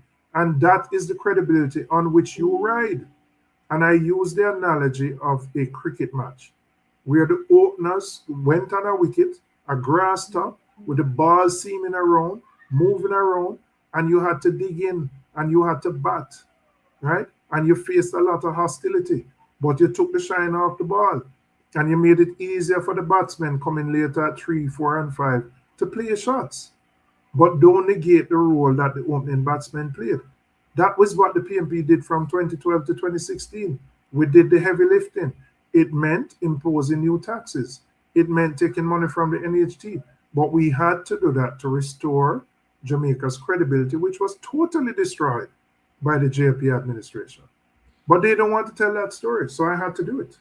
And a lot of us are happy that you did. Some of us still think that you could be more brutal in telling the story based on what happened. But Julian, speak to us now about the way forward. If the GLP don't change the plan to impose the $18 billion in taxes and to give an increase to taxi operators, give us an outlook of the future of Jamaica now. Well, what I would say, all right, if we're talking about how we're going to grow the economy, you have to start with the issue of the cost of energy. Why? Because that defines everything else. It impacts transportation, it impacts your electricity bill, it impacts the cost of goods and services. And I believe there's a lot more the government could be doing. I have said we don't have control over whether we find oil or not, but we do have control over how we bring renewables onto the grid and as part of the overall mix. And I believe they have been dismal in this regard. It took them 8 years to issue a request for proposal in 2024 to add new renewables to the grid. They selected providers. Those providers are now seeking to raise capital, negotiate their private purchase agreements with JPS, and hopefully those providers will be ready in 2027, 2028, because you have a lag period of about 3 to 4 years between when you issue an RFP until when you're ready. Now, we did in 2013 that same thing, and we had a build out in 2016. That's something that you have to do every 2 to 3 years. The government had set a goal of having renewables generate 50% of our energy by 2030. We're nowhere near there. And that is not a result of hurricane or COVID. That's just bad management. Now, the reason I'm emphasizing this, we don't have control over what Mr. Trump does in the Middle East. And we don't know what wars will exist. But if we reduce our dependence on the importation of oil, we can manage our costs better than currently exists. And that is the option that we have on the table, that we must pursue. We have to deal with the issue of electricity theft, because that accounts for 20% of your bill. And we have to increase net billing, power wheeling, give special economic zones the opportunity to generate and sell to people within those zones. If you don't do that, Jamaica can attract businesses to come here, because when they look at the cost of electricity, which is among the highest in the region, they say, no, we're going to come and operate here. We're going to go somewhere else. So if you want to grow the economy, you have to deal with the issue of energy. The second one is the issue of education. Now, the private sector have been saying we can't find people to work. They've been advocating to import labor, a position we don't agree with. But until we fix at the basic and primary level the number of students who are leaving primary school illiterate and innumerate, we're going to have a workforce which is ill-equipped to deal with the challenges of the country. Totally ill-equipped. And the emphasis has to be at that level. If the children can read and write, they will be able to do other things better. What we spend on remedial work after they leave high school at 15 and 16 should be invested earlier. Yes. So we get better outcomes, right? We said in the emerging sectors, and I didn't get an opportunity to go in great detail, that the opportunities exist in the cultural and creative industries, right? To really make money out of this in a formal sense. I know a study is being done to categorize the industry. I'm understanding some monies were dispersed from the film fund. But you asked the question, Julian, of the Minister of Commerce, and he said over 3 years only 300 million was dispersed out of the 1 billion.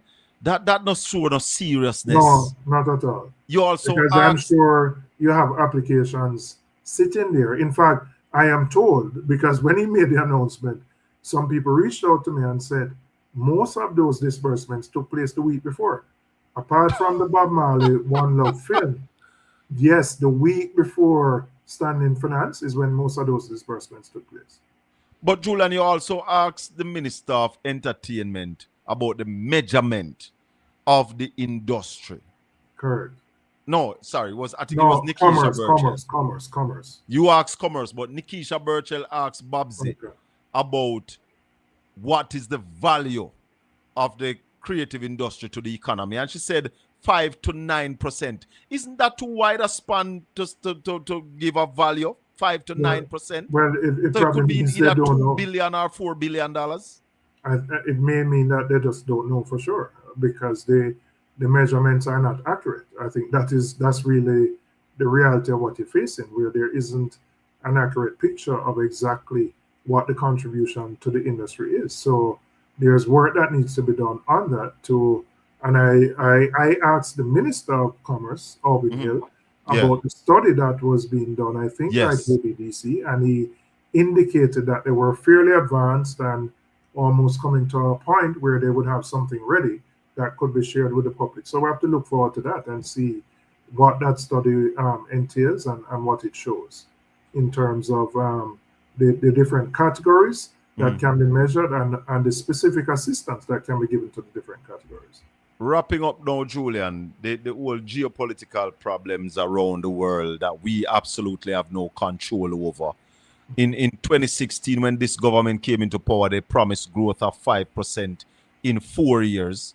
That never came to even 2%. Never materialized, never. Where are we now? The fact that they also squandered a lot of money, in my opinion, let me say, by overpaying on the debt, the tax give back of $11 billion, the solidarity give back of $20 billion. In my view, those are all squander. The school bus for $1.4 billion for 100 school bus. With all those monies that we have squandered, $20 billion on Cornwall Regional coming from $2 billion. How do we now navigate this era of gas prices going up? And before I forget, the oil edge that was in place that the government still collects that taxes, but not insuring us. What are we gearing up for, Julian? Tough times. Because, as I said, oil prices are over $100 and the budget was cast at $60. Now, the government, there is a benefit in terms of the additional GCT and SCT that the government collects, right? But the burden falls on the consumer. It means more of your money is going to be spent to fill up your tank, to pay your light bill. There will be an increase in the cost of goods and services because every business is going to be faced with those costs. Some they can absorb, some they can't, and they have to pass it on. So people have to brace. People are going to have to make more difficult choices with their disposable income. Now, the question is, what does the government do? The government has buffers. It has to protect the most vulnerable in the society. It has to protect those who are on path, the elderly, those people who don't have any option. They still have to go to the supermarket and buy. If bus fares increase, it put more pressure on taxi fares, more pressure on them. Now, there's a lot that the government has to answer for. I'm glad the Auditor General is doing an investigation into the rural school bus system, so we can find out what the truth is, where those monies were spent, right? There needs to be a commission of inquiry into Cornwall Regional that you said started at $2 billion and reached 25, and we still don't have a hospital. But how do you tell us to brace, Julian, when you are taking, I think it's $7 per liter from us to ensure that when oil pass, $64.50, and insurance would kick in? Know that we're in problem. How you tell we for brace? Well, Jamaican people have to, there are a number of things we outlined as different options. And in a sense, story come to bomb. Story come to bomb because the Jamaican people are now being asked to carry that burden directly through the increased taxes for things that if they were done differently, we wouldn't be in this position, quite frankly, hurricane or not. Julian, I want to thank you for spending the time with us this evening. Anything finally you want to say to my listeners and viewers? Well, I just encourage them to tune in tomorrow at 2 o'clock when the leader of the opposition will be speaking in the budget debate, and he will also be outlining his vision for Jamaica, how the PMP will manage the economy differently, looking beyond the budget and looking more broadly at some of the issues affecting the country. So I just urge your viewers and listeners to tune in then. Julian, would you be willing to take a one call? Just a All right, one if call. you can do one call, sure. I know I never tell you that, but... Go ahead. Caller, good evening. Good evening. I want to ask Mr. Robbins something. Go ahead. When will Andrew ever be held accountable for all these things that is going on? Because it is so much. When it really be ever be held accountable? All right, caller. That's This the is question. what, oh my God. That's the question. Thank you. I can only say elections are one way in which we hold people accountable. Yes. I mean, they won the last one. We narrowed the margin, but they still won. But Yes. I would say citizens have a role. It's not just at election time. They can become vocal. You can speak out. You can write letters. You can call the radio program. You can apply pressure. The opposition will continue to do its role to hold the government accountable. But we don't have to wait till elections to hold this government accountable. There are other ways in which we can do it. Julian, thank you very much. It's been a pleasure. Thank you very much, Shakafian. Have a good evening. And we'll definitely be And tuning in tomorrow. We will miss a beat. Just saying Thank good you. evening to your viewers and your listeners. Thank you very much. Blessings. Julian Robinson, Shadow Minister of Finance. Excellent performance last Thursday. May I tell you? Wagwan. There, Julian did it still? No, I'm gone. Me never ask him to take no question, you know. So he obliged me and took one. So that was it. No. Fanning Garden, so be. Take it easy. Take it easy. Good interview. Good interview. All right. Thank you, Marshy. Blessings. You see, time come for people understand that elections have consequences. And I am waiting for that Auditor General report, you know. Can't come soon enough for me. Because you all know on this platform that from day one, me vex about my tax dollars buying all left-hand drive buses. The buses were old, left-handed, left-hand drive. Government should never buy left-hand drive bus for bringing out the country.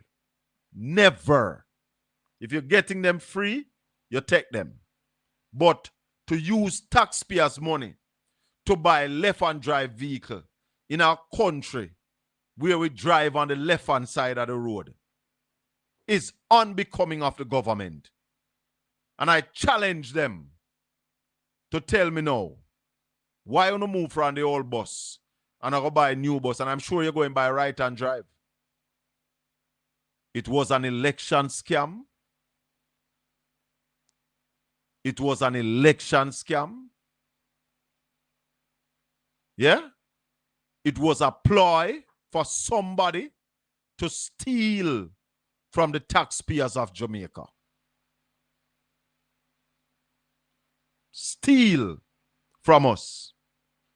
And we're depending on the Auditor General, Pamela Monroe Ellis, to find the money. Caller, good evening and welcome to the Colin Bell Show. Hi, Colin. Good evening. First time calling. Oh, thank you very much. Happy to hear you. Yeah. Useless. It's useless. Well, this is my take. Yeah. In terms of you wanting to hear from the Auditor General. Darrell and Scrappy cook up them the books there. No, man, the Auditor General will find it. But you're the problem. I doubt you go and find anything, Colin. I am confident that the Auditor General will find it. But you know what me worry about? When she find it and give a report, nothing will happen. Nothing. Then that too. No, now come outside. But at least for those of us, for those of us who are willing to speak about it, we will have evidence to say, I told you so. 9-day talk, that Colin. But my belief, Scrappy and Darrell, them fix that, them cook up that the books they are ready. Me don't check off. Let me tell you, that book can't cook. I would be glad. Hold on. I would be glad if you find something there. Caller. But that book can't cook. Them bus you can get them for $1, $2, $100, $500, $1,000. So when we pay $12 million for one, me not see how you can cook that. Well, the only thing when me say, they should have to go to the source of who them buy it from. Because I don't believe them can cook up the books from the persons, the people, the company where them buy it from. Go there. Then that's why I tell you, that's why I tell you, say the Auditor General will find it. The next thing is that she's going to find it. Mystic Sensation Friday gone on Mystic Sensation. There's a correspondence letter where you can see the cooking are going. You can see the cooking are going between Darrell and Scrappy already, you know. We don't see Darrell letter, you know, but Mystic of the answer from Scrappy back to Darrell with the cooking of the books. Oh, I tell you, I'm frightened. So pot a bubble already. Yes. So the Auditor General need to get Darrell letter. But in Mystic never have Darrell letter. Mystic only had Scrappy letter back to Darrell. Oh, okay. So there was a letter from Darrell to Scrappy about the whole cooking and fixing, but with Mystic didn't have that one. So but he produces Scrappy one. So so there's a letter that was sent to Scrappy.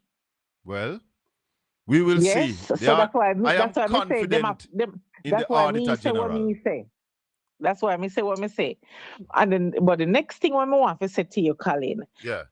In terms of, they were saying, yesterday morning, you were saying, I'm not sure if I did you, but somebody was saying that, or I think in a Julian, or I don't know, maybe a JLP, they made us say, oh, Stokes, right? Stokes was saying how long this to implement the thing where Julian put forward, right? So my suggestion is the Cooliman Dushian Savadi, where Andrew Carey come here contest the election. Him is a computer ways. Him not taking nothing to shut down the country in 1 minute and election win in another minute. So him can put it in, him can implement the thing with Julian put forward and get it up and running. Right? You know, if it take a year, it not take no time for do nothing for thief. So Andrew can use him. Thank you, caller. That I might. Yeah, man. Yes, that. John, good evening. Yeah, good evening, my brother. What go on, my friend? I'm giving thanks now. A couple things here. Yes.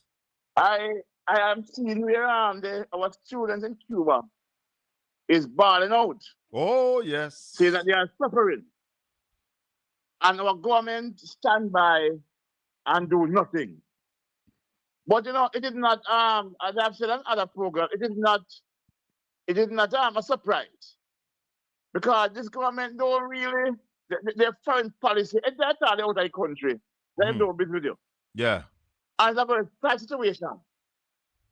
We have seen it in Ukraine, we saw it in on the ships, we see it in China, we saw it in Cuba already. Yes. I've seen it again. I saw it in Ukraine. This government does not care for its citizens. This government care about what I can get and for the photo apps. Yeah. That is what this government care about. And they take orders from another government too. Oh yes. My brother, the next thing I want to talk about is that I have the farmers bawling about what calls excess glut. The glut on the market. Onion, tomato, pumpkin, cabbage, and these things. You know, I empathize with the farm. I empathize, you know, with the farmer. But sometimes they must remember that election have consequences. Thank you. I remember during the campaign, Dr. Nathan Campbell spoke about 240 farming communities in that country. And the PNP government would get some containers which will fit them and make them as storage areas. Yes. And until they can fill out the mega storage areas in the country. They didn't buy into it because I would also hold on. You also said that we would take the farmers' produce to feed the children in the schools. Oh yeah, I don't come and say yet. Because what they did, Mr. Green, Fly Green, what one place down at St. Elizabeth. And a big fanfare. Those farmers never know said it was a country by the government with a private sector thing. And you have a pay the story thing them. You have a pay certain things. I don't mind. I pay a fees still, you know. But exorbitant fees, what am I charge? It is defeating the process. Defeating the process. Also, the farmers report. If you live in Jericho, in Hanover, there are 2 schools in Jericho. The farmers in Jericho have a ready market for the school because Jericho Primary and Jericho Infant School would get their products. Yes. So the farmer would have no problem with transportation and the right now see whatever. They didn't. Yep. Vote for the PMP overwhelmingly. And a matter of fact, the PMP also spoke about $1 billion scheme what I set up for farmers. Yeah, they didn't buy into it. Yes. No, yes. They are suffering. Election of consequences, my brother. I got to small stock farming still, you know. Yeah. There are some people take chance to go down to pay that children for me. You know, but at the same time, what is happening now is very sad. And the farmers remember that when you take the money in a night before election and dip your hand in, and they 2 bags of fertilizer now, in a 5-year time, you're going to suffer. Because I say, my friend, and you'll hear from me more. One love. Thanks for the call, John. First time we're hearing John on the platform. My friend from long time, you know. My comrade brother. Yeah, man. Let me take time out now to just remind you that in a couple of minutes, we're going to Religious Freedom with Peter Stamp. Please remember to rejoin us. We close this program and then we open back with Religious Freedom. Thanks to Julian Robinson for spending the time with us this evening, talking about the Jamaican economy and what a PNP government would have been doing for the people of Jamaica. Instead, the people planned, and majority of them voted for a government who for the last 10 years have been unable to grow the Jamaican economy. An average growth of 0.8%. Tell any labor right to come contradict that. 0.8%. That's the average growth throughout the GLP tenure. And it's been getting worse. But elections have consequences. Who can hear? Behind we feel. If you have not yet subscribed to the channel, please subscribe, like, and share. May the good Lord continue to bless and keep you. Make his face shine upon you and be gracious unto you. The Lord lift up his light and give you his peace. Until we meet again tomorrow evening, right here for the Colin Bell Show. One love, my people. Walk good. God bless you. Peace out.